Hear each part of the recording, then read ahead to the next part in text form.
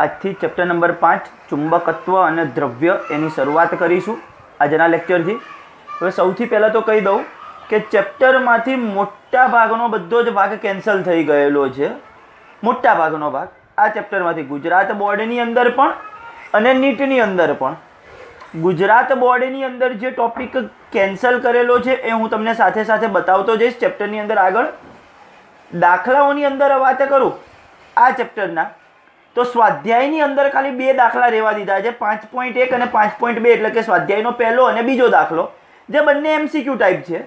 અને એ જ રીતે ઉદાહરણની અંદર પણ કંઈક 4 કે 5 ઉદાહરણ રહેવા દીધા છે, બાકી બધા કેન્સલ થઈ ગયા છે। ટોટલ 11 છે, એમાંથી કંઈક 4 એક રહેવા દીધા છે, બાકીના બધા કેન્સલ થઈ ગયેલા છે। એટલે ટૂંકમાં દાખલાઓ આ ચેપ્ટરમાં હવે કોઈ છે જ નહીં એવું કહી શકાય ગુજરાત બોર્ડ માટે। નીટ માટે કયો ટોપિક કેન્સલ એ પણ સાથે સાથે કહેતો જઈશ।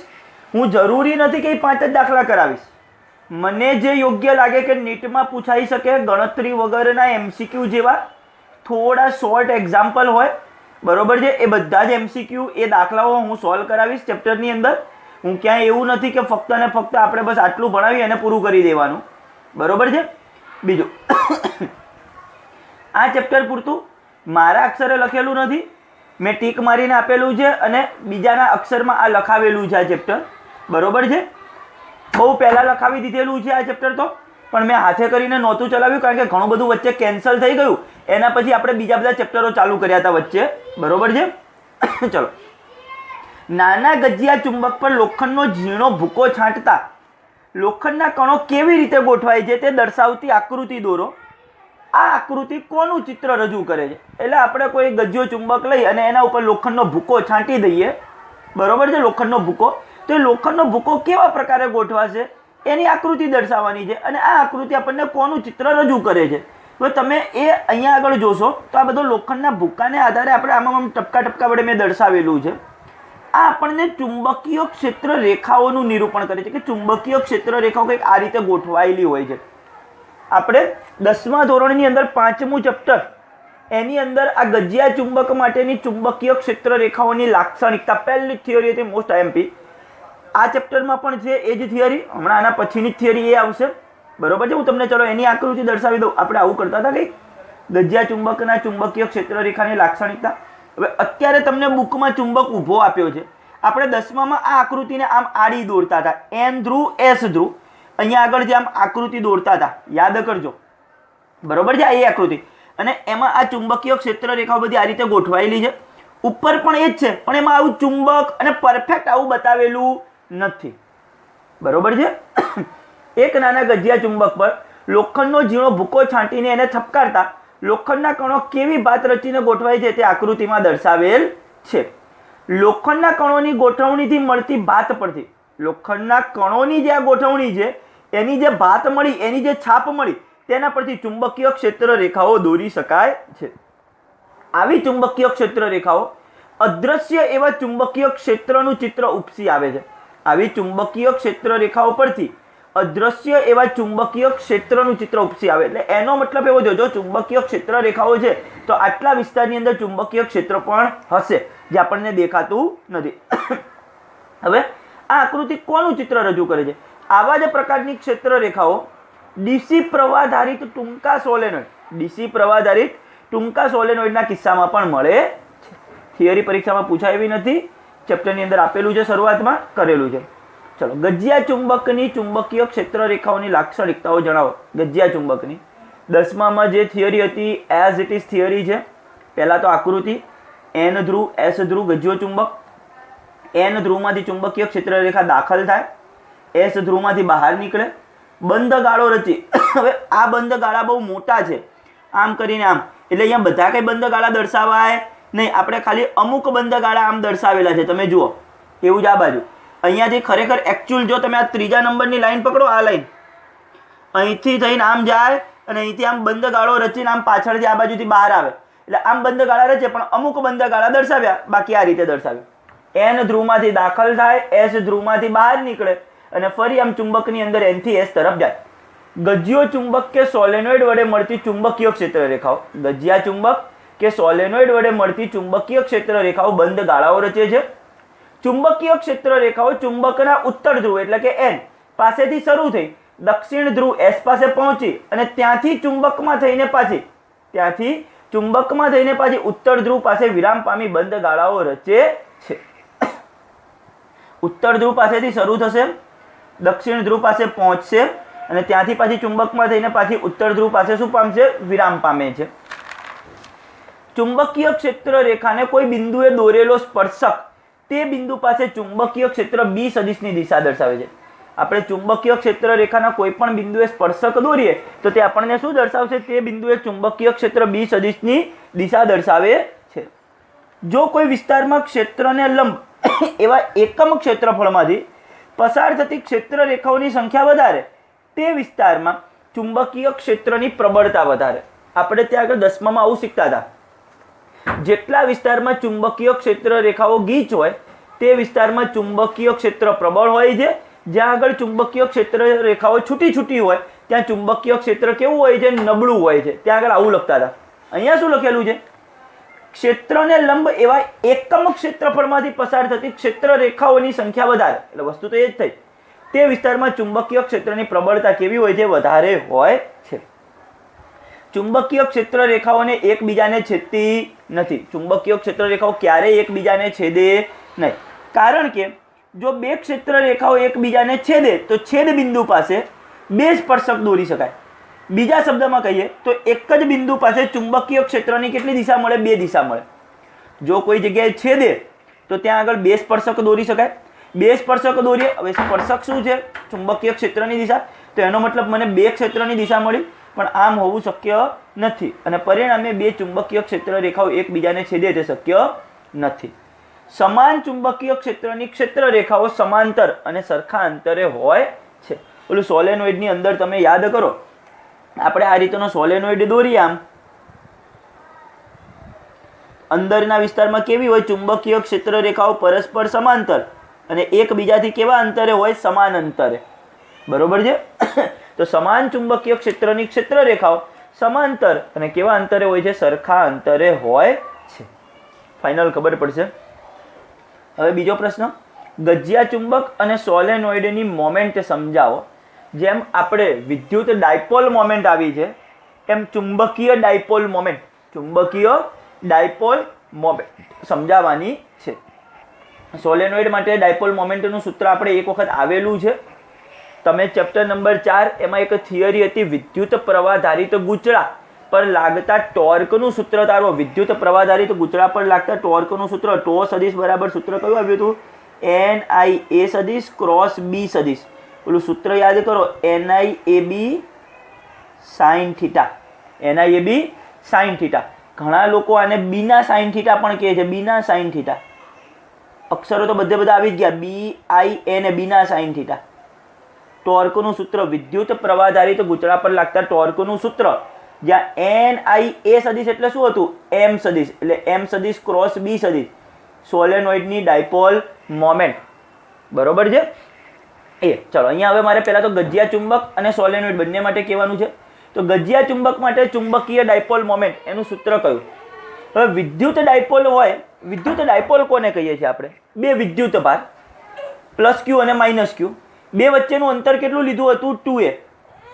પ્લસ ક્યુ અને માઇનસ ક્યુ. આ બિંદુએ પ્લસ ક્યુ છે અને આ બિંદુએ માઇનસ ક્યુ છે. ધારો કે બે વચ્ચેનું અંતર 2a છે તો વિદ્યુત ડાયપોલ મોમેન્ટ P સદિશ એટલે શું? Q × 2a. કોઈ એક વિદ્યુત ભાર અને બે વિદ્યુત ભાર વચ્ચેનું અંતર, બે વિદ્યુત ભાર વચ્ચેનું અંતર, એને શું કહેવાય? વિદ્યુત ડાયપોલ મોમેન્ટ. ગજિયા ચુંબક માટે ડાયપોલ મોમેન્ટ M સદિશ કહું તો એક વિદ્યુત ભાર, બે જે ધ્રુવ હોય ગજિયા ચુંબકના, બે ધ્રુવ, ઉત્તર ધ્રુવ દક્ષિણ ધ્રુવ, આ એનો વિદ્યુત ભાર QM અને બે વિદ્યુત ભારો વચ્ચેનું અંતર 2L અથવા બે ધ્રુવ વચ્ચેનું અંતર, જ્યાં QM એટલે શું છે? ચુંબકીય ભાર, ધ્રુવની પ્રબળતા. જે ધ્રુવ કહેવાય ને એના બે, ઉત્તર ધ્રુવ દક્ષિણ ધ્રુવ, એની પ્રબળતા QM અને 2L એટલે ચુંબકની ભૌમિતિક લંબાઈ, બે ધ્રુવ વચ્ચેનું અંતર. એકમ તો એનો કયો થાય? Ampere × metre square. Ampere × metre square અથવા તો જૂલ પ્રતિ ટેસ્લા. ગજિયા ચુંબકની જે ડાયપોલ મોમેન્ટ છે એનો એકમ એમ્પિયર × મીટર સ્ક્વેર અથવા જૂલ પ્રતિ ટેસ્લા. કમ્પ્લીટ ખબર પડશે કઈ રીતના. હવે આ એકમ આવ્યો ક્યાંથી છે? મેં એમ કીધું સમજ ખબર પડી, પણ ક્યાંથી આવ્યો છે? તમને સોલેનોઇડ માટેનું સૂત્ર યાદ હોવું જોઈએ. સોલેનોઇડ ઉપરથી જ આવેલો છે. સોલેનોઇડની મોમેન્ટનું સૂત્ર કયું હતું? NIA. I એટલે એમ્પિયર, અહીંયા ક્ષેત્રફળ હતું ત્યાં આગળ NIA સદિશ.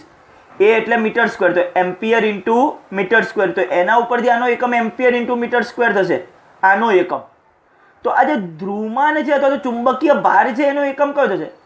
આ પોતે મીટર છે, આખો એકમ એમ્પિયર ઇન્ટુ મીટર સ્ક્વેર ક્યારે થયો હોય? જો આનો એકમ એમ્પિયર ઇન્ટુ મીટર હોય ત્યારે. તો એ જે ચુંબકીય ભાર અથવા ધ્રુવની પ્રબળતા છે એનો એકમ કયો થશે? Ampere into metre. તો કેટલાક લોકો આને વિદ્યુત ભાર જોવે એટલે કે સાહેબ કુલમ. આ વિદ્યુત ભાર નથી, દર્શાવાય છે QM વડે. શા માટે? તો આપણે વિદ્યુત ડાયપોલની અંદર સૂત્ર આ રીતે લખેલું હતું, કોઈ એક વિદ્યુત ભાર Q અને બે વિદ્યુત ભાર વચ્ચેનું અંતર 2a. તો એના ઉપરથી ચુંબકીય ડાયપોલ મોમેન્ટ માટે અહીંયા ચુંબકીય ભાર જે આવી રહ્યો QM અને સાથે 2L. તો આનો એકમ કયો થશે? એમ્પિયર ઇન્ટુ મીટર, અને આનો મીટર એટલે ટોટલ થશે એમ્પિયર ઇન્ટુ મીટર સ્ક્વેર.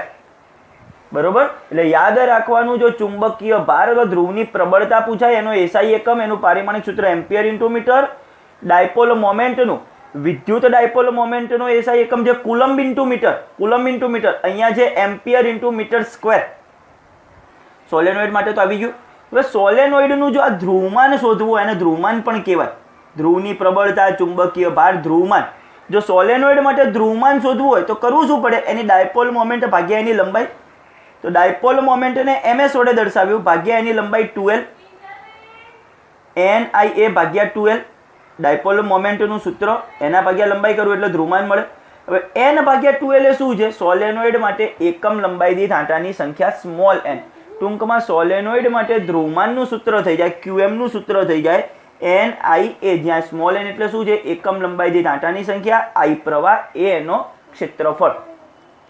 જો સોલેનોઇડ માટે ડાયપોલ મોમેન્ટ કહીએ તો કેપિટલ NIA સદિશ, જો એનું ધ્રુવમાન કહીએ તો સ્મોલ NIA, જ્યાં સ્મોલ n એટલે શું છે? એકમ લંબાઈ દીઠ આંટાની સંખ્યા.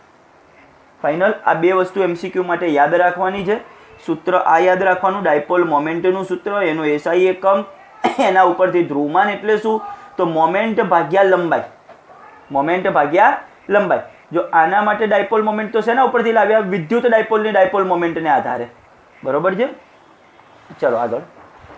હવે આ ખાલી આપણે આગળ છઠ્ઠા ચેપ્ટરની અંદર શીખી ગયા છીએ. બરોબર છે? એ છે કે જો તમારી સામે કોઈક એક વાહક તારનું ગૂંચળું હોય, એમાંથી પ્રવાહ પસાર થતો હોય સમઘડી દિશામાં અથવા વિષમઘડી દિશામાં, ત્યારે એ આપણી તરફનો છેડો કયા ધ્રુવ તરીકે વર્તશે અને એના સામેનો છેડો.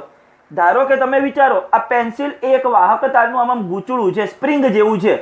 હવે હું અહીંયા આગળથી જોઉં લંબ દિશામાં. લંબ દિશામાં એટલે આ તરફથી મારી આંગળી છે એ તરફથી અહીંયાથી આમ એને જોઉં છું લંબ દિશામાં, અને મને અહીંયા સમઘડી દિશામાં પ્રવાહ વહેતો દેખાય છે. આમાં સમઘડી દિશામાં, સમઘડી દિશામાં આ રીતનો થાય. ટૂંકમાં હું અહીંયા આગળ આમ કરી શકું, S દોરાશે. સમઘડી દિશાની અંદર જો તમે આમ અને આમ કરો તો તમને શું દોરાશે? S દોરાશે. તો એનો મતલબ S એટલે કયો ધ્રુવ? દક્ષિણ ધ્રુવ. તો આપણા તરફનો છેડો કયા ધ્રુવ તરીકે વર્તે છે? દક્ષિણ ધ્રુવ તરીકે વર્તે છે. દક્ષિણ ધ્રુવ તરીકે વર્તે છે. જો વિષમઘડી દિશામાં પ્રવાહ પસાર થતો હોય, વિષમઘડી દિશા, તો આમ આકૃતિ થાય, N આકાર દોરાશે એની અંદર. એટલે કયા ધ્રુવ તરીકે વર્તે છે? N એટલે નોર્થ ધ્રુવ. કયા ધ્રુવ તરીકે વર્તે છે? ચુંબકીય ઉત્તર ધ્રુવ તરીકે વર્તે છે. બસ એ જ બધી વસ્તુ લખેલી છે. જો ગૂંચળામાં સમઘડી દિશામાં પ્રવાહ પસાર થતો હોય તો એ ધ્રુવ ચુંબકીય દક્ષિણ ધ્રુવ તરીકે, એની જે સામેનો બીજી તરફનો છેડો હોય એ ઉત્તર ધ્રુવ તરીકે. આમાં આપણા તરફનો છેડો ઉત્તર ધ્રુવ તરીકે, જે બીજા તરફનો છેડો હોય તે દક્ષિણ ધ્રુવ તરીકે વર્તે છે. ફાઇનલ. ચલો ત્યારબાદ સ્થિત વિદ્યુત અને ચુંબકત્વ વચ્ચેની સામ્યતા. સ્થિત વિદ્યુત અને ચુંબકત્વ. આપણે વિદ્યુત ક્ષેત્ર માટેના બધા સૂત્રો પહેલા અને બીજા ચેપ્ટરમાં તારવ્યા. ચુંબકીય ક્ષેત્ર માટેના સૂત્રો ખરેખર ચોથા પાંચમા ચેપ્ટરની અંદર બધા આવે છે. ચોથા અને પાંચમા ચેપ્ટરમાં શેના માટેના આવે છે? ચુંબકીય ક્ષેત્ર માટેના આવે છે. બીજી વસ્તુ, આ આખો ટોપિક ગુજરાત બોર્ડમાંથી કેન્સલ થઈ ગયેલો છે, પરંતુ નીટ માટે તમને સૂત્રોની સમજણ હોવી જરૂરી છે કે કઈ રીતના આવે. તો એના માટે આ બધું સમજાવી દઉં. ચુંબકીય ડાયપોલ મોમેન્ટ, જે હમણાં આપણે ગજિયા ચુંબક માટે લખ્યું, MB સદિશ અથવા તો M ખાલી QM × 2L સદિશ, વાળા ગજિયા ચુંબક અથવા પ્રવાહ ગૂંચળાથી મોટા અંતર માટે ઉદ્ભવતા ચુંબકીય ક્ષેત્રનું મૂલ્ય વિદ્યુત ડાયપોલ મોમેન્ટ P સદિશ બરાબર Q × 2A સદિશ ધરાવતા વિદ્યુત ડાયપોલ વડે ઉદ્ભવતા વિદ્યુત ક્ષેત્રના મૂલ્યના સમીકરણમાં E ની જગ્યાએ B, P ની જગ્યાએ M, 1/4πε0 જે K હતો એની જગ્યાએ μ0/4π મૂકીને મેળવી શકાય છે. વિદ્યુત ક્ષેત્રના જેટલા પણ સૂત્ર હતા કે જેની વિદ્યુત ડાયપોલ મોમેન્ટ આ સૂત્ર દ્વારા અપાતી હોય એના માટે જો ચુંબકીય ડાયપોલ મોમેન્ટ આ સૂત્ર દ્વારા અપાય તો એ બધા સૂત્રોમાં E ની જગ્યાએ B, P ની જગ્યાએ M અને 1/4πε0 એટલે કે K અને K પણ કહી શકાય એની જગ્યાએ μ0/4π મૂકીને મેળવી શકાય છે. કઈ રીતના? ચલો, અચળાંક સ્થિત વિદ્યુતશાસ્ત્ર માટે અને ચુંબકત્વ માટે. સ્થિત વિદ્યુતશાસ્ત્રમાં 1/4πε0, આમાં μ0/4π. ક્ષેત્ર અને વિદ્યુત ક્ષેત્ર E સદિશ વડે દર્શાવતા હતા, આમાં ચુંબકીય ક્ષેત્ર B સદિશ. આની અંદર વિદ્યુત ભાર Q વડે, આમાં ધ્રુવમાન અથવા ચુંબકીય ભાર QM વડે દર્શાવાશે. ત્યાં આગળ બળનું સૂત્ર કયું આવતું હતું? F સદિશ બરાબર EQ. પહેલા ચેપ્ટરની અંદર આવેલું છે F સદિશ બરાબર EQ અથવા તો QE સદિશ. આમાં FM સદિશ કહીએ તો સૂત્ર શું થશે? Q ની જગ્યાએ QM, E સદિશની જગ્યાએ B સદિશ. વિદ્યુત ભારની જગ્યાએ ધ્રુવમાન મૂકવાનું, વિદ્યુત ક્ષેત્રની જગ્યાએ ચુંબકીય ક્ષેત્ર B સદિશ, તો મને ચુંબકીય બળ FM મળશે.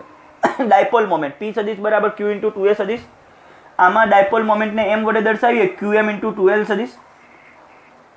વિષુવ રેખા પર વિદ્યુત ડાયપોલની અક્ષ ઉપર અને વિષુવ રેખા પર ચુંબકીય ક્ષેત્રના સૂત્રો હતા. પહેલા તો અક્ષ ઉપર હતું. અક્ષ ઉપર સૂત્ર કયું હતું? 2kp/r3. આ સૂત્ર યાદ રાખવાનું, આની જરૂર નથી, બરોબર છે? ક્યાંય ઉપયોગમાં આ સૂત્રો નહીં આવે, ખાલી આ નીચેના સૂત્રો યાદ રાખજો. અક્ષ ઉપર સૂત્ર કયું હતું? 2kp/r3. 2kp/r3. આ બે m ના m, P સદિશની જગ્યાએ M સદિશ અને K ની જગ્યાએ μ0/4π. તો ચુંબકીય ડાયપોલ હોય કોઈ પણ અથવા તો ગજ્યો ચુંબક, એની અક્ષ ઉપર કોઈ બિંદુએ ચુંબકીય ક્ષેત્ર શોધવાનું સૂત્ર μ0/4π 2m સદિશ/r3. આ સૂત્ર આવતું હતું. વિષુવ રેખા પર, વિષુવ રેખા પરનું સૂત્ર યાદ કરજો, -kp/r3. માઇનસ આખાને K કહે, -kp/r3. P ની જગ્યાએ M સદિશ, r3 એમને અને આ K ની જગ્યાએ μ0/4π. તો સૂત્ર કયું થશે? -μ0/4π M સદિશ/r3. એટલે આ સૂત્ર નહીં ગોખવાના, સૂત્ર આ યાદ રાખવાના છે. વિદ્યુત ડાયપોલ માટે P સદિશ બરાબર Q × 2A સદિશ. ચુંબકીય ડાયપોલ માટે QM × 2L સદિશ. QM × 2L સદિશ. આમાં બળ F બરાબર EQ. આમાં બળ કહીએ તો Q ની જગ્યાએ QM, E ની જગ્યાએ B સદિશ. અક્ષ ઉપર 2kp/r3. હવે 2p સદિશ 2kp/r3 આપણે એ રીતે યાદ રાખતા હતા. આમાં થોડું અલગ છે એટલે એ રીતે લખવાનું. K ની જગ્યાએ μ0/4π, P ની જગ્યાએ M સદિશ. એવું જ આમાં -kp/r3 માં વિષુવ રેખા પર. હવે ટોર્ક, ત્યાં આગળ ટોર્કનું સૂત્ર કયું હતું? ટો સદિશ બરાબર P સદિશ ક્રોસ E સદિશ. ટોર્કનું સૂત્ર હતું P સદિશ ક્રોસ E સદિશ. આની અંદર ટોર્કનું સૂત્ર P સદિશની જગ્યાએ M સદિશ, વિદ્યુત ક્ષેત્રની જગ્યાએ ચુંબકીય ક્ષેત્ર B સદિશ. ટો સદિશ બરાબર M સદિશ ક્રોસ B સદિશ. બાહ્ય ક્ષેત્રમાં સ્થિતિ ઉર્જા, સ્થિતિ ઉર્જાનું સૂત્ર આપણે બીજા ચેપ્ટરમાં તારવેલું છે. U બરાબર -P સદિશ ડોટ E સદિશ. આ બંને બીજા ચેપ્ટરના સૂત્રો હતા.